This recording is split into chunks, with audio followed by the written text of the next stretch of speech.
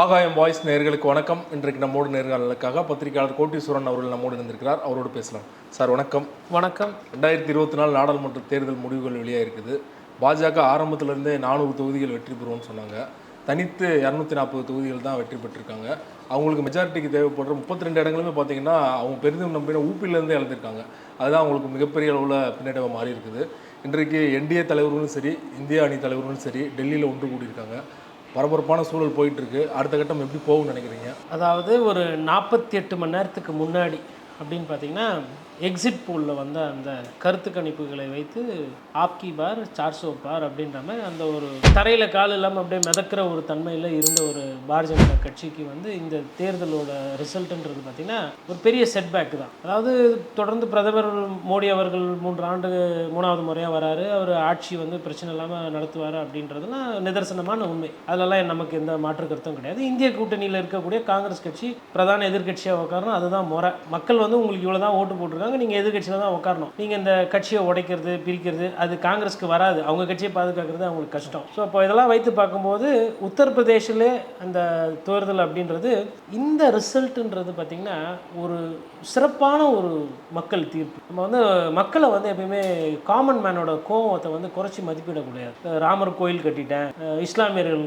இந்து மதத்துக்கு உண்டான அந்த பிரச்சனையை பற்றி பேசுறது, இதெல்லாம் வந்து மக்கள் வந்து கவனிக்கல. அதாவது நீங்கள் எது வந்து இந்துத்துவ லெபார்டரி அப்படின்னு நீங்கள் நினச்சிங்களோ அந்த இடமே வந்து உங்களை வந்து கவுத்து விட்டுச்சு. எப்போ நீங்கள் வந்து அயோத்தியா தொகுதி இருக்கக்கூடிய சுற்றி இருக்கிற இடம்லாம் தோக்குறீங்க, அயோத்தியா சீட்டே வந்து நீங்கள் வந்து அந்த கோயில் கட்டின இடத்துலேயே வந்து ஃபைசாபாத்லேயே வந்து ஒரு 50,000 ஓட்டில் மார்ஜினில் தூக்குறீங்களோ அப்போ நீங்கள் வந்து உங்களோட பிரச்சாரம், உங்களோட அந்த தன்மை, உங்களோட அந்த பேசுகிற தனம், இது எல்லாத்தையுமே வந்து நீங்கள் மறுபரிசீலனை பண்ணணும். சரி, ஏன் உத்தரப்பிரதேசில் இவ்வளோ தோற்றுருக்காங்க அப்படின்னா, நேற்றுலேருந்து நான் எப்படி பார்த்தாலும் ஒரு 7-8 நண்பர்கள்கிட்ட அங்கே இருக்கக்கூடிய அவங்களோட உறவினர்கள்கிட்டலாம் ஃபோன் வாங்கி பேசினேன். ஒரு சில ரொம்ப யதார்த்தமான பதிலாக இருக்குது. அதாவது ராமர் கோயில் கட்டினாங்க, மற்ற இடத்துலேருந்து வரவங்க இங்கே இருக்கிற ராமரை பார்த்துட்டு சாமி கும்பிட்டு போவாங்க, எங்களுக்கு இதனால் என்ன? இல்லைங்க, டூரிசம் பெருகும், காசுலாம் வரும் அப்படின்னா அந்த டூரிசம் பெருகி காசு வர்றதுலாம் அப்புறம் இருக்கட்டும், எங்கள் பசங்க நிறைய பேர் படிச்சுட்டு வேலைக்கு போகாமல் இருக்காங்க, நிறைய பேர் வந்து கவர்மெண்ட்ல வேலை செய்யணும் அப்படின்ட்டு இளைஞர்கள் இருக்காங்க. 10 வருஷமா வந்து வேலை வாய்ப்பு தன்மையே இல்லை. அரசாங்க வேலையும் கிடைக்கிறது இல்லை, மத்திய அரசு வேலையும் கிடைக்கிறது இல்லை, மாநில அரசு வேலையும் கிடைக்கிறது இல்லை. ராணுவத்துக்கு போகலான்னு பார்த்தா அதுவும் அக்னிவீர் பிரச்சனை அப்படின்னு சொல்லிட்டு பிரதானமாக பேசப்படுற பிரச்சனை இதுதான் அங்கே அந்த இளைஞர் மத்தியில். இதில் ரொம்ப கூர்ந்து கவனிக்க வேண்டியது என்னன்னா, போலிங் பர்சன்டேஜ் கம்மி, ஒரு 7-8 விகிதாச்சாரம் வந்து ஓட்டு போடலை. அந்த 7-8 விகிதாச்சாரமாக வந்து ஓட்டு போட்டிருந்தாங்கன்னா காங்கிரஸ் கட்சிக்கு ஒட்டுமொத்த இந்தியாவில் இன்னும் ஒரு 10 சீட்டு கிடச்சிருக்கும். ராகுல் காந்தியை பிரதமராக அவங்க முன்னிறுத்தியிருந்தாங்கன்னா இன்னும் ஒரு 5-6 சீட்டில் ஒரு 10 சீட்டு கிடச்சிருக்கும். ஸோ கையில் இருந்த ஒரு வெற்றியை வந்து காங்கிரஸ் கட்சி இழந்திருக்கு. ஆனால் என்னடா ஒரு வெற்றியை இழந்துட்டோமே அப்படின்ற அந்த வழி எதுவுமே தெரியாமல், அதை காட்டிக்காமல், அதை பெருசு பண்ணிக்காமல் நமக்கு இது போதும் அப்படின்ற அந்த எண்ணோட்டத்தில் இந்திய கூட்டணி இருக்குது. அதில் காங்கிரஸ் கட்சி குறிப்பாக சொல்லணும்னா ராகுல் காந்தி அவர்களை பொறுத்தவரையிலும் அந்த நான் பிரதமர் ஆகணும் அப்படின்ற அந்த ஒரு டார்கெட்டோ இல்லை அந்த ஒரு விஷன் அது வந்து அவர்கிட்ட இல்லை. அது வெளிப்படையாக தெரிகிறது. அதே மாதிரி பிரதமர் மோடி அவர்களை பொறுத்தவரை நான் பிரதமராக இல்லாமல் இருக்கவே கூடாது, எப்பயுமே ஆட்சியிலேயே நான் தான் இருக்கணும், நான் பிரதமராக தான் இருக்கணும் அப்படின்ற அவரோட அந்த சிந்தனையும் அந்த எண்ணோட்டமும் தெளிவாக தெரியுது. இந்த தேர்தலை பொறுத்தவரையிலும் பார்த்திங்கன்னா எல்லாருக்குமே வந்து ஒரு அவங்கவுங்க தேவைக்கு ஏதோ ஒன்று கிடச்சிருக்கு. அதாவது ராமர் பேரை சொல்லி நான் ராமர் கோயில் கட்டிட்டா நான் விலைவாசி ஏற்றுனது, டீசல் விலை ஏற்றுனது, பெட்ரோல் விலை ஏற்றுனது, சிலிண்டர் ஏற்றுனது, அதுக்கப்புறம் நான் எதிர்கட்சிகள் எல்லாம் வெறும் அமலாக்கத்துறையெல்லாம் வந்து மூலமாக எதிர்கட்சிகளை பண்ணது, இது எல்லாமே சரி, ஏன்னா நான் ராமர் கோயில் கட்டிட்டேன் அப்படின்னதுக்கு உத்தரப்பிரதேச மக்கள் வந்து தக்க பதிலடி கொடுத்துருக்குறாங்க. அதாவது ஒட்டுமொத்த இந்தியாவே இன்றைக்கி உத்தரப்பிரதேச மக்களை வந்து பாராட்டுது. எதுக்கு பாராட்டுதுன்னா அங்கே ஜெயிச்சது ஜனநாயகம், அதனால தான் பாராட்டுது. எந்த ரிசல்ட்டும் மாறல. அதே பிரதமர் மோடி அப்படியே தான் உட்கார போகிறாரு, அதே ஜனாதிபதி திரௌபதி முர்மு அப்படியே தான் இருக்க போகிறாங்க, மற்ற பெரிய அமைச்சர்லாம் ஒன்றும் மாற்றம் இல்லை போல். இதில் இப்போ சிக்கல் யாருக்கு அப்படின்னா மோடி அவர்களுக்கு தான் இனிமேல் சிக்கல். ராகுல் காந்திக்கு பெரிய பதவியாசி, பெரிய தீவிரமான அரசியல் அந்த தன்மையெல்லாம் அவ்வளோவா இல்லை. அவர் ஏதோ ஆட்சி அமைக்க போதுன்னு தெரிஞ்சாலுமே பெரிய அளவில் கொண்டாடுறாங்களே எதிர்கட்சிகள்லாம். ஆமாங்க, அந்த ஏன் கொண்டாட்டோன்னா இவ்வளோ நாள் வந்து நீங்கள் எங்களெல்லாம் நோண்டிக்கிட்டு இருந்தீங்க, எங்களெல்லாம் பிரிச்சுக்கிட்டு இருந்தீங்க, உருட்டிக்கிட்டு இருந்தீங்க, இனிமேல் உங்களை உருட்டுறதுக்கு 2 பேரை நாங்கள் அனுப்புகிறோம் அப்படின்றதான் பொருள். ஒன்று பீகார்லேருந்து ஒருத்தர் புறப்பட்டார் காலைல பாட்னாவில், இன்னொருத்தர் விஜயவாடாலேருந்து போயிருக்கிறார் சந்திரபாபு நாயுடு. இந்த 2 பேருமே எப்படின்னா பிரதமர் மோடிக்கு கிளாஸ் எடுக்கக்கூடிய தன்மை படைத்தவர்கள். காரணம் வாஜ்பாய் ஆட்சி காலத்திலேருந்தே இவங்க வந்து மத்திய அமைச்சரவையில் இருந்தவங்க. இவங்க கிட்ட போயிட்டு இப்படி இல்லை அப்படி இல்லை இப்படியெல்லாம் பேச முடியாது. உதாரணத்துக்கு கடந்த முறை எப்படின்னா ராம்நாத் கோவிந்த் வந்து ஒரு ஒரு ஒரு ஆர்டர் ஒன்று போடுறாரு. அதாவது நீங்கள் பிரைம் மினிஸ்டராக டெசிக்னேட் பண்ணிவிட்டேன், நீங்கள் எப்போ வந்து உங்களுக்கு வந்து டைம் கிடைக்குதோ, எப்போ மற்ற மினிஸ்டர்ஸ்லாம் இருக்காங்களோ நீங்கள் பதவி எடுத்துக்கலாம்னு சொல்லிட்டு பண்ணுறாரு. எல்லாம் 5-3 அடுக்காக வேகமாக நடந்தது. இந்த வாட்டி 5-3 அடுக்காக வேகமாக பிரதமர் மோடிக்கு நடக்க முடியாது. சரி லெட்டர் கொடுங்க, சப்போர்ட்டிங் லெட்டர்னா சரி யாரெல்லாம் அமைச்சர் சொல்லவே இல்லை அப்படின்னு கேட்பாரு. யாரு? ஐயா நிதிஷ்குமார். அவர் 3 பிரதமரான ஆசை இருக்குது. கண்டிப்பாக இருக்கும். அவர் எதுக்கு இந்திய கூட்டணி விட்டு ஓடினாரு? இந்திய கூட்டணிக்கு அவர் தான் வந்து, அவர் ஒன்றும் குழந்தை கிடையாது. ஒரு லாலிபாப்பையோ இல்லை மிட்டாயோ கொடுத்து கூட்டின்னு வரதுக்கு அவர் முதிர்ச்சி பெற்ற ஒரு அரசியல் ஆளுமை. அந்த முதிர்ச்சி பெற்ற அரசியல் ஆளுமையை இந்திய கூட்டணி விட்டு ஓடிச்சு. ஏன்னா யூபி அந்த இந்திய கன்வீனர் போஸ்ட் அவர் கேட்டதுக்கு கொடுக்கல. அதில் கசப்பாயி மனக்கசப்பாயி அவர் வந்து அங்கே போனார். இப்போ இந்த பதவி எதிர்கட்சியாக இருக்கும்போது முட்டை பொறிக்காத போதே ஆசைப்பட்டவர் இப்போ குஞ்சு பொருத்தி விட்டது. 12 குஞ்சுகளை வந்து அவர் அடகாத்து வச்சிருக்கிறார். அப்படி இருக்கும்பொழுது நீங்கள் அவரை வெயிட் பண்ண வச்சது, அவருக்கு என்ன முக்கியத்துவம் யார் கொடுக்குறா எல்லாத்தையும் கணக்கு பண்ணுவார். நிதிஷ்குமார் அந்த அவர் இங்கேருந்து அங்கே தாவுறது, அங்கேருந்து இங்கே தாவுறது வந்து ஐயாவுக்கு வந்து புதுசு கிடையாது. அதனால் அவர் வந்து நல்ல பாடம் எடுப்பார். பிஜேபிக்கு ரிங் மாஸ்டர் மாதிரி. இந்த சைடு சந்திரபாபு நாயுடு பொறுத்தவரை சப்ஜெக்ட் தெரியும். ஸ்பெஷல் ஸ்டேட்டஸ் ஆந்திராவுக்கு பல வருஷமாக கேட்டுக்கிட்டு இருக்காங்க. பீகாருக்கு பணம் வந்து கம்மி, பணம் பிரச்சனை நிறைய இருக்குன்னு அவங்களும் பணம் கேட்டுட்டு இருக்காங்க. 10 வருஷமாக பட்டநாமம் போட்டிங்க நீங்கள், இப்போ போட முடியாது. இப்போ அவர் கண்டிப்பாக கேட்பார். சபாநாயகர் போஸ்ட்டை கேட்டுட்டு போனவொன்னா ஃபஸ்ட்டு பிளானிங் கமிஷனை தான் பார்ப்பார். அது பிளானிங் கமிஷன் சொன்னாலும் சரி, இல்லை நீங்கள் வச்சுக்கிற நித்தி ஆயோக்னாலும் சரி, சேர்மேன் யாருப்பா? சந்திரபாபு நாயுடு வராராம், கொஞ்சம் ஃபைல்லாம் எடுத்து வைங்க, ஆந்திராவுக்கு என்ன காசு எதுன்னா கேட்பாரு, பாருங்கன்னு வாங்க. அங்கேருந்து சொல்லுவாங்க. போனோன்னே எடுத்து வைக்கணும். நீங்கள் வந்து அவர்கிட்ட இந்த விளக்கம் சொல்கிறது பிறகு பார்த்துக்கலாம், அப்புறமா ஜியோ போடுறேன், ஒரு காமன் மினிமம் ப்ரோக்ராம் போடுவோம், அதில் நாங்கள் ஆந்திராவை சேர்த்துக்கிறோம், அதெல்லாம் வந்து வேலை ஆகாதுன்ற மாதிரி க்ளீனாக சொல்லிவிடுவார். கண்டிப்பாக வந்து 2 பேருமே 4 கேபினெட்டு கேட்பாங்க. ஏன்னா பெரிய ஸ்டேட்டு, பீகார் எடுத்தாலும் பெரிய ஸ்டேட்டு, இவங்களும் சரி 4 கேபினெட் கேட்பாங்க. குறைந்தபட்சம் நீங்கள் 3 கேபினெட்னா கொடுக்க வேண்டிய நிலைமைக்கு தள்ளப்படுவாங்க. ஏன்னா அந்த 33 சீட்டு வந்து ரொம்ப குரூஷியல். உங்களுக்கு அது ஷார்ட்டேஜாக இருக்குது. அதில் இந்த 2 பேர்கிட்டமே வந்து உங்களுக்கு வந்து இங்கே ஒரு 12, இங்கே ஒரு 16, 28 சீட்டு இவங்ககிட்ட இருக்குது. அப்போ நீங்கள் அந்த அவங்க கேட்குறதெல்லாம் நீங்கள் கையெழுத்து போட்டு கொடுத்தா தான் அவங்க குஷியாக இருப்பாங்க. அவங்க குஷியாக தான் இருந்தால் தான் நீங்கள் அந்த 4 சக்கரத்தில் உட்கார முடியும். அந்த நாற்காலியெல்லாம் ஒரு காலை வலிச்சு விட்ருவாங்க. அந்த தன்மை படைத்தவர்கள் 2 பேருமே. அப்போ இது பார்வை. 2வது வந்து அமைச்சரவைன்னு வரும்போது சபாநாயகர் கண்டிப்பாக கேட்பாங்க யாருன்னா ஒருத்தர். அதை தாண்டி வந்து 75 பேர் வரலாம் அமைச்சரவை போகலாங்க. இப்போ பார்த்தீங்கன்னா வந்து 28 கேபினெட் மினிஸ்டர் வச்சுருக்கிறாங்க பிரதமர் மோடி தலைமையில். அதற்கு கீழே வந்து ஒரு 3 மினிஸ்டர் ஆஃப் ஸ்டேட்டு வச்சுக்கலாம். அதாவது இண்டிபெண்டன்ட் சார்ஜ் 3 அல்ல 4 வச்சுக்கலாம். ஐயா ஜிகே வாசன் கூட அந்த மாதிரி இண்டிபெண்டன்ட் சார்ஜ் ஒரு காலத்தில் வச்சுருந்தார். அதுக்கு அடுத்து பார்த்தீங்கன்னா மினிஸ்டர் ஆஃப் ஸ்டேட்டுன்னு சொல்லுவாங்க. இப்போ நமக்கு வந்து இப்போ முருகன் அவர்கள் மினிஸ்டர் ஆஃப் ஸ்டேட் இருக்கார். கடந்த காலத்தில் ஈவாவேல் இருந்தார், ஏகே மூர்த்தி இருந்தார். அந்த மாதிரி மினிஸ்டர் ஆஃப் ஸ்டேட் ஒரு 40லேருந்து 45 போகலாம். அப்போ 75 அமைச்சரவை பதவிகள் இருக்குது. இந்த 75ல் இந்த 2 பேருமே எப்படி பார்த்தாலும் ஒரு 25 கேட்பாங்க. அவங்க கேட்பாங்க 25லேருந்து, அதாவது சரி ஒரு 3ல் ஒரு பாதி கேட்பாங்க. யார் கேட்பா? நிதிஷ்குமாரும் சந்திரபாபு நாயுடும். சரி ரைட்டு, அவங்க கேட்குறாங்க. அதில் நீங்கள் குறைஞ்சபட்சம் கம்மி பண்ணாலும் என்ன ஒரு 3 நாள் தான் கம்மி பண்ண முடியும். கம்மி பண்ணி கொடுத்துட்டிங்கன்னா 20 அவங்களுக்கு போதுன்னு வச்சுக்கோங்க, இல்லை 15 அவங்களுக்கு போதுன்னு வச்சுக்கோங்களேன். இந்த 2 ஸ்டேட்லையும், அதாவது மினிஸ்டர் ஆஃப் ஸ்டேட்டையும் கேபினட்டையும் சேர்த்து. அப்போ எத்தனை பிஜேபி மினிஸ்டரை நீங்கள் வீட்டுக்கு அனுப்ப போகிறீங்க? யாரெல்லாம் வீட்டுக்கு அனுப்ப போகிறீங்க? ஒரு சில பேர் தோற்றுருப்பாங்க, ஒரு சில பேர் பாவம் ஜெயிச்சிருப்பாங்க. ஜெயிச்சவங்களை வெறும் அப்படியே எம்பியாக வச்சுக்கிறதா? இப்போ இதில் புத்திசாலி யாருன்னு பார்த்தீங்கன்னா இருக்கிறதுலே வந்து அம்மையார் நிர்மலா சீதாராமன் தான். தேர்தலும் நிற்கல, எதுவும் இல்லை, மோடி வந்துட்டாங்க, போய் பூங்கொத்தை கொடுத்துட்டு அப்படியே இருந்தோம். ஆனால் அக்கா ஸ்மிருதி இரானி நிலைமை என்னாச்சு? ஸ்வாஹா, முடிஞ்சு போச்சு. அண்ணன் முருகனோட நிலைமையும் பிரச்சனை. இப்போ இதில் பார்த்தீங்கன்னா புத்திசாலி வந்து நிர்மலா சீதாராமன் ராஜ்யசபா ஆயிட்டார் இல்லையா? முன்னாடி யாருங்க முருகன் அவர் ஆயிட்டாரு அமைச்சராக. இப்போ திருப்பி ஆக்குவாங்களா? அதுக்கப்புறம் எலெக்ஷன் கமிஷனோட மான மரியாதையை ஓரளவுக்கு இந்த ரிசல்ட் வந்து காப்பாற்றி விட்டுருக்கு. ஏன்னா இவ்வளவு மட்டமான ஒரு தேர்தல் ஆணையத்தை நீங்கள் பார்க்கவே முடியாது. சின்னத்தை முடக்கிறது, வழக்கு எதனா கம்ப்ளைண்ட் எதனா கொடுத்தா அதை வாங்கி வச்சுக்கிறது, விசாரிக்கிறேன்றது, ரிசல்ட் ஓட் பர்சன்டேஜை டிலே பண்ணி சொல்கிறது, கவுண்டிங் வந்து ஸ்லோவாக்குறது, அதுக்கப்புறம் பூத்தில் வந்து ஒரு குழந்தை வந்து 8 ஓட்டு போய் போடுற அளவுக்கு அலோவ் பண்ணுறது, அதுக்கப்புறமா வந்து எலக்டோரல் பாண்டு பற்றி கேட்டால் எனக்கு தெரியாது, ஸ்டேட் பேங்க்கை கேளுன்னு கை கசாட்டி விட்டு மௌனமாக இருக்கிறது, சுப்ரீம் கோர்ட் எவ்வளோ வாட்டி கூப்பிட்டு இது பண்ணாலும் ஏதோ மேலே ஏதோ பெய்யுதுன்ற மாதிரி இருக்கிறது. ஆனால் ஒருத்தர் குற்றம் செய்கிறாரு கொள்றாருன்னா கூட பிரதமராக இருந்தால் அவர் மேலே நாங்கள் நோட்டீஸ் கொடுக்க மாட்டோம், ஒரு கட்சிக்கு கொடுப்போம். இப்படி ஒரு மோசமான ஒரு தேர்தல் ஆணையர்கள் வந்து இந்தியாவில் இருந்தாங்கன்றது அது வந்து ஒரு உண்மையிலே வெட்கி தலைகுனிணும். இவ்வளவும் நடந்து இதற்கு பிறகு நீங்கள் வந்து 32 சீட்டு ஷார்ட்டேஜ், 2 முதலமைச்சரை பிடிச்சி உள்ளே போட்டாச்சு. கோர்ட்டு உள்ளே போடல, அமலாக்கத்துறை தான் கஸ்டடி. கோர்ட்டு தண்டித்து போட்டால் கரெக்டு, அதுதான் ப்ராசஸ். அந்த ப்ராசஸ் கூட பண்ணல. நிறைய எதிர்கட்சிகள்லாம் உள்ளே பிடிச்சி போட்டு ஏக்நாத் ஷிண்டேன்னு ஒருத்தரை உருவாக்கி அஜித் பவார்னு ஒருத்தரை பிரித்து மக்கள் காட்டாங்களா? ஒன்றே ஒன்று தான் கேட்டார், ஐயா உத்தவ் தாக்கரே நான் போலி சேனான்றாங்க, நீங்கள் சொல்லுங்கள் நான் போலியான்னு கேட்டார். போய் எல்லா இடத்துலையும் போய் கேட்டார். அதான் ரிசல்ட்டு 48க்கு 30. காங்கிரஸ் எழுச்சி உத்தவ் தாக்கரேவால். ஏதோ ஷிண்டே அவர்கள் கொஞ்சம் அங்கே இங்கே தானே அந்த இடத்துல வாங்கினதுனால அங்கே கொஞ்சம் வாக்குது.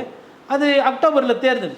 பிரதமர் மோடி அவர்கள் பாப்புலராக இருக்கும்போது, மோடி வேணும்னு அந்த கிளைமேட் இருக்கும்போது நீங்கள் எல்லாத்தையும் பிரித்து சீட்டு வைக்கும்போது இந்த ரிசல்ட்டு 40க்கு 18, 30க்கு 18. சட்டமன்ற தேர்தல் வரும்போது உத்தவ் தாக்கரேவை அவங்க முதலமைச்சராக பார்க்க ஆரம்பிச்சிருவாங்க. சட்டமன்ற தேர்தல் வரும்போது உத்தரப்பிரதேசில் அகிலேஷ் யாதவ் முதலமைச்சராக பார்க்க ஆரம்பிச்சுவாங்க. முதலமைச்சராக பார்க்கும்போது என்ன ஆகிடும்னா, இப்போ இந்த எம்பி எல்லாம் உங்களுக்கு சப்போர்ட் கொடுத்துக்கிட்டு இருக்கிறாங்களே, அவங்கெல்லாம் யோசிப்பாங்க, நம்ம எம்பி ஆகி அமைச்சரும் இல்லை ஒன்றும் இல்லை, நம்ம இங்கே இருக்கிறத விட அங்கே போனால் எதனா கொடுப்பாங்கல்ல, மினிஸ்டர் ஆகலாம், இல்லை இன்னும் பவர்ஃபுல்லாக ஆகலாம் லோக்கல் அப்படின்னு யோசிக்கிற நேரத்தில் இந்த மெஜாரிட்டி இல்லாத பாஜக மைனாரிட்டி பிஜேபி கவர்மெண்ட்டுக்கு பிரச்சனை. அதே போல் இன்னைக்கு காலையிலேருந்து ஒரு பரபரப்பான செய்தி என்னென்னா, பாட்னாலேருந்து டெல்லி வரும்போது தேஜஸ்வி யாதவும் நிதிஷ்குமாரும் ஒரே ஃப்ளைட்டில் வந்தது தான்.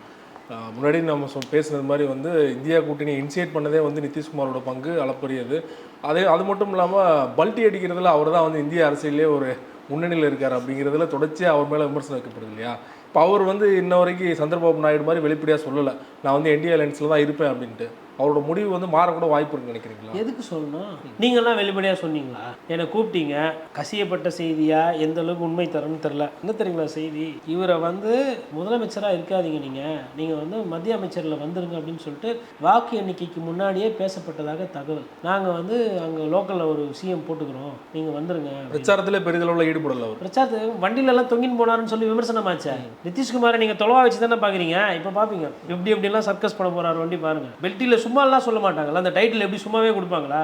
நம்ம தமிழகத்தில் எப்படி பாட்டாளி மக்கள் கட்சி இங்கேருந்து அங்கே தாவும் அங்கேருந்து இங்கே தாவுமோ அதை விட அதுக்கெல்லாம் சாம்பியன் அவர் பல வருஷமாக தாவிட்டு இருக்காரு. வாஜ்பாய் காலத்திலேருந்து அரசியல் தலைவர் அவர்கிட்டலாம் இப்போ இனிமேல் அதாவது இது ரொம்ப சுவாரஸ்யமான ஒரு தேர்தல் சிவா. இப்போ இந்த தேர்தலில் பார்த்தீங்கன்னா எல்லாருக்குமே ஒரு செய்தி, லெசன் லேர்ன்ட்டுன்னு சொல்லுவோம் ஆங்கிலத்தில். எல்லாருக்குமே ஒரு செய்தி இருக்குது, சந்தோஷமான செய்தி நிறைய இருக்குது. குறிப்பாக இஸ்லாமியர்கள் பார்த்தீங்கன்னா உத்தரப்பிரதேசில் இருக்கிற இந்துக்கள் பாருங்கள், எங்களுக்கு உங்களோட எந்த பிரச்சனையும் இல்லை, நாங்கள் உங்களை நேசிக்கிறோம், எங்களுக்கு ராமர் கோயில் கட்டி கொடுத்தா இருக்கட்டும், ஆனால் இது மக்கள் எல்லாம் சேர்ந்தது, இது ஒரு ஒட்டுமொத்த ஒரு இந்தியா அப்படின்னு சொல்லிட்டு அங்கே இருக்கிற இந்துக்கள் இந்த இஸ்லாமியர் எதிர்ப்பு பேசினா எல்லாரும் ஏற்றுக்குவாங்க அப்படின்னு நினச்சி பிரதமர் பேசுகிறார், போராடலாம் பேசுகிறார். ஆனால் இந்துக்கள் அங்கே என்ன பண்ணியிருக்கிறாங்க, உத்தரப்பிரதேசில் இருக்கிற இந்துக்கள் அப்படிலாம் கிடையாதுங்க.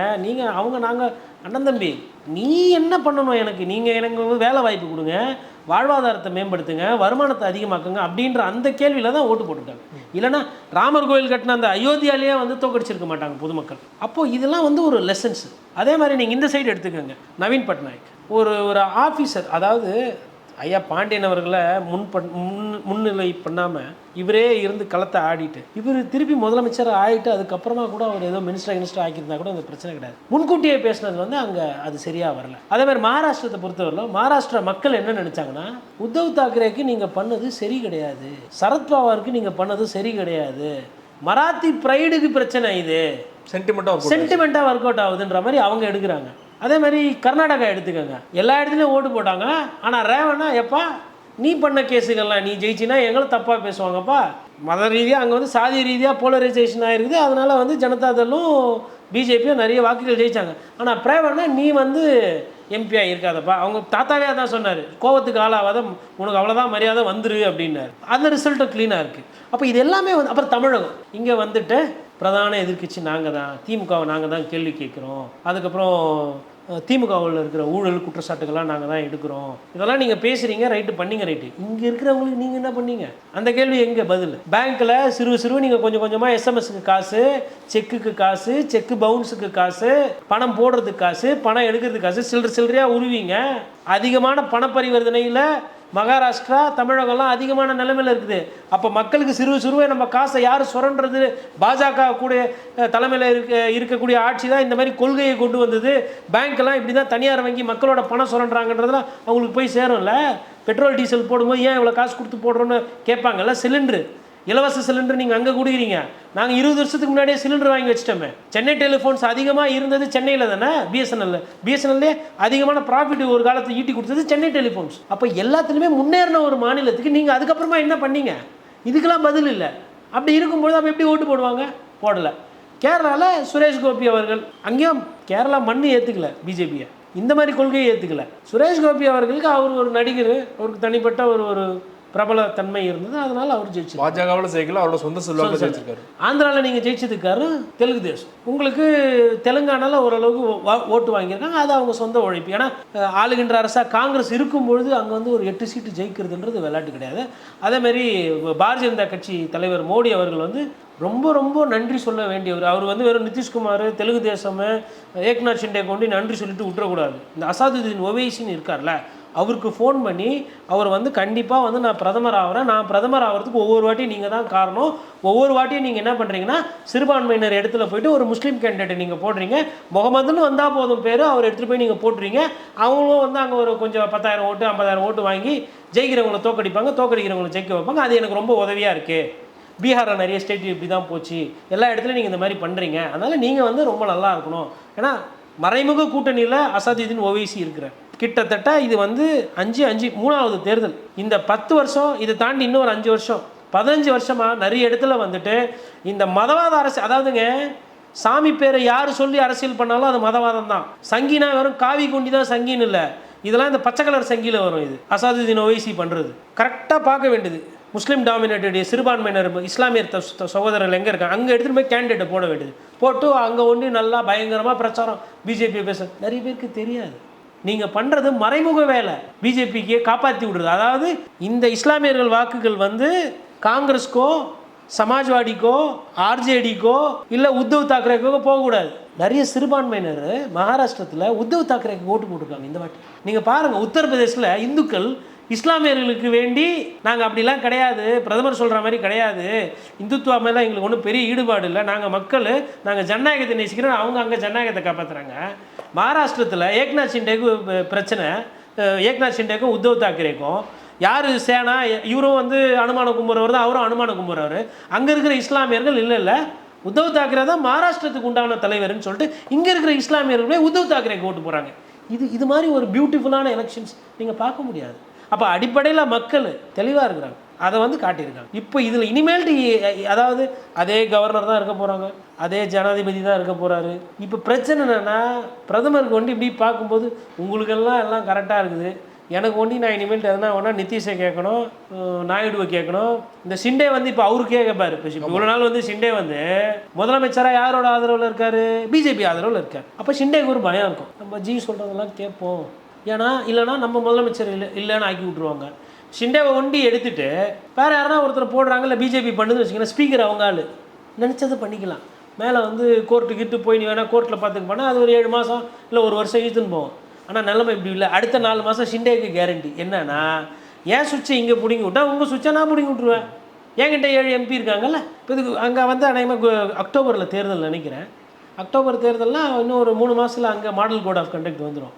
அது அடுத்த ஒரு சுவாரஸ்யமான ஒரு களம் இருக்குது மகாராஷ்டிரத்தில். இப்போ நீங்கள் பேசும்போது சொன்னீங்க ஊபியில் உள்ள மக்கள் வந்து மோடியை புறக்கணிச்சிருக்காங்க. இந்திய ஹார்ட்லேண்டில் முக்கியமாக பிஜேபி நம்புறது ஊபியை தான். ஆனால் அந்த மக்கள் வந்து புறக்கணிச்சிருக்காங்க வேலைவாய்ப்பு காரணம் காட்டி. ஆனால் இன்னொரு பக்கம் பார்த்தீங்கன்னா மத்திய பிரதேசம் சரி பீகார்லையும் சரி பிஜேபிக்கு ஆதரவு அளிச்சிருக்காங்க இல்லையா?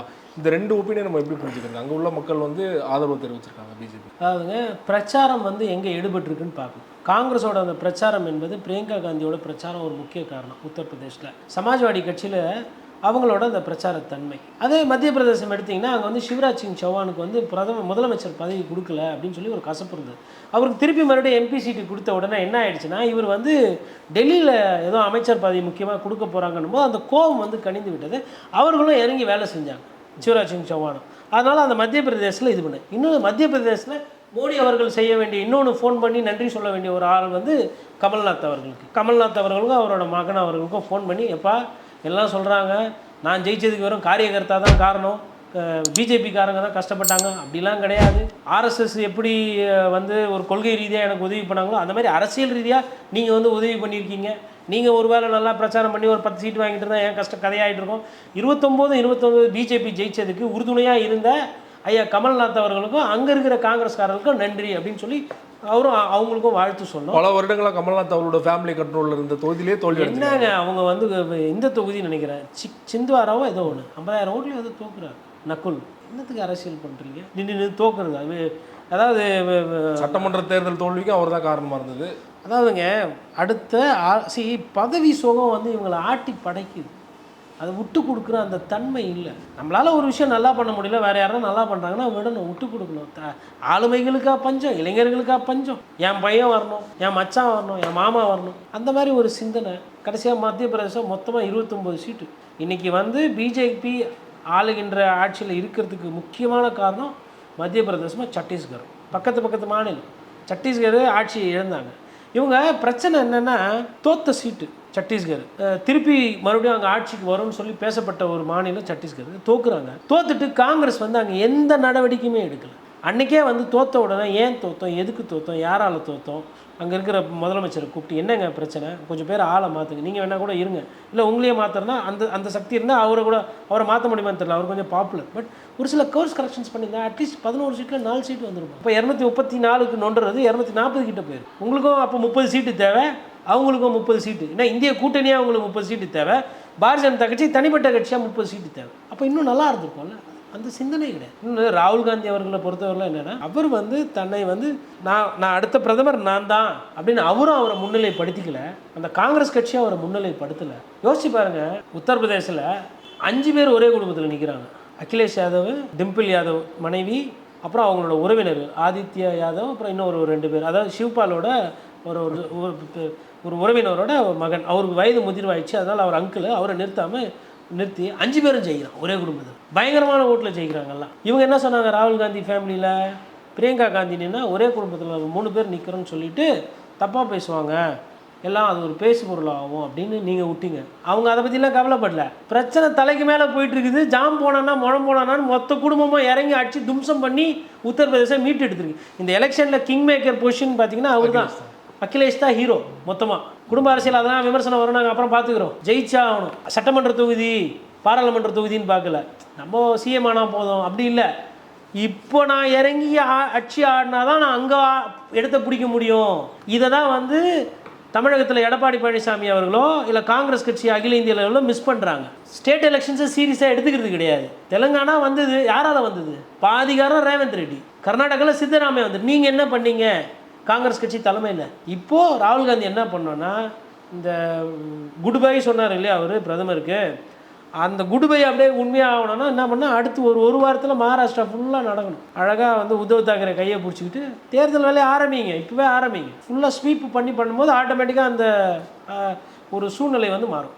நிறைவாக ஒரே ஒரு கேள்வி. இப்போது நம்ம பேசும்போது பிரதமர் மோடி அவர்களுக்கு கூட்டணியிலேருந்து வர பிரச்சனைகள் பற்றி பேசணும். நிதிஷ்குமார் ஆகட்டும், சந்திரபாபு நாயுடு ஆகட்டும், அதே போல் மகாராஷ்டிராவில் சிண்டே ஆகட்டும். ஆனால் கட்சிக்குள்ளே இருக்கிற பிரச்சனைகள் ஏற்கனவே வந்து கட்சியில் நிறைய முன்னணி தலைவர்கள்லாம் ஓரங்கட்டப்பட்டிருக்காங்க. அமித்ஷா மோடி அமித்ஷாவுக்குள்ளே ஆர்எஸ்எஸ்க்குமே ஒரு பிணக்கு இருக்குது அப்படிங்கிற நம்ம பார்க்க முடியுது இல்லையா?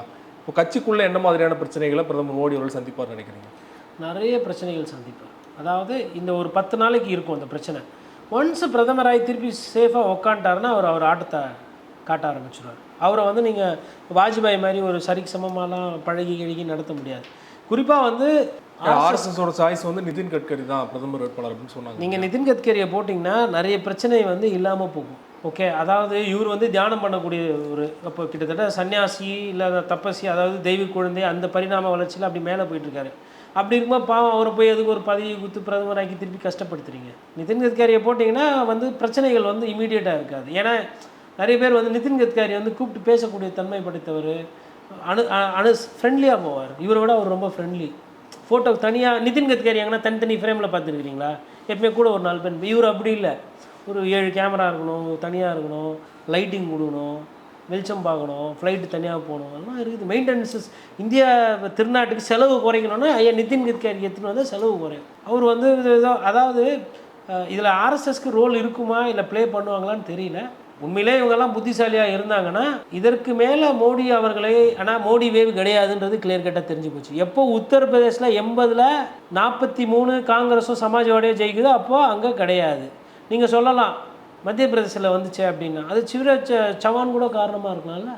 நீ சவானும் வந்து இது இல்லையா? அதனால் வந்து இல்லை இப்போ பிரசிடெண்ட் ஆக்கி விடுங்க. மோடி கட்டப்பட்ட தலைவர்கள்லாம் வந்து கிளைம் எடுக்க தயாராக இருப்பாங்கன்னு நினைக்கிறீங்களா? எனக்கும் பிரதமர் தெரியல அவங்களுக்கு எந்த அளவுக்கு தைரியம் இருக்கும்னு தெரியல. இங்கே நிறைய நாட்டில் இங்கே பெரிய பஞ்சமே தைரியத்துக்கு பஞ்சமாக இருக்குது. தேவைப்படுற நேரத்தில் நிறைய பேர் அந்த தைரியத்தை வெளிப்படுத்தும். மெஜாரிட்டி இருந்தது ஒரு முக்கியமான காரணம் அந்த தைரியமின்மைக்கு. மெஜாரிட்டி இல்லை இல்லையா மோடி அமித்ஷா கூட்டணிக்கு? இல்லை, நிதிஷ்குமார் அவர்களும் ஜனதாதள் தலைவர் அவர், அதுக்கே அதே மாதிரி இவர் சந்திரபாபு நாயுடு அவர்கள் வந்து அடிக்கடி அந்த பயத்தை காட்டுவாங்க. அப்படிலாம் ஜாலியாலாம் வந்துட்டு பழைய மாதிரி வந்துட்டு பிரைம் மினிஸ்டர் வராருன்னும் போது எல்லா கவுன்சில் ஆஃப் மினிஸ்டர்ஸ் ஏஞ்சி நிற்கிறது, வெயிட் பண்ணுறது அதெல்லாம் இல்லை. நாயுடு வந்து ஃப்ளைட்டு கூட டிலேன்னு லேட்டாக போயிட்டு இவங்க தான் ஃபோன் பண்ணி கேட்கணும், எப்போ ஹைதராபாத்தில் என்னப்பா பிரச்சனை, ஏன்ப்பா ஃப்ளைட்டாக வரணும், டெல்லி வர நாங்களப்பா டைம் ஆச்சுப்பா வர சொல்லுப்பா, பிரதமர் வெயிட்டிங்கிற மாதிரி இருக்கும். காலம் மாறும். இது வந்து ஒரு வகையில் வந்து இந்திய கூட்டணிக்கு இது நல்லது. ஏன்னா யோசிச்சு பாருங்களேன், நீங்கள் இப்படி ஆட்சி வந்திருந்தால் திருப்பி டிஆர் பாலு அமைச்சர்னுவார், ஆராசா அமைச்சர்வார். இப்போ இந்த பழைய முகங்கள், இந்த ஊழல் குற்றச்சாட்டுக்கு ஆளானவர்லாம் இதே பேர். அது திமுக தலைவருக்குமே ஒரு தலைவலி. 2026 அது என்ன ஆகிடும்னா டபுள் ஆன்டி இன்கம்பன்சி ஆகிடும் உங்களுக்கு. ரொம்ப நன்றி சார், உங்கள் நேரத்தை ஒதுக்கி 2024 நாடாளுமன்ற தேர்தல் முடிவுகள் தொடர்பாக விரிவாக ஒரு பேட்டி கொடுத்தீங்க. ரொம்ப நன்றி. நன்றி.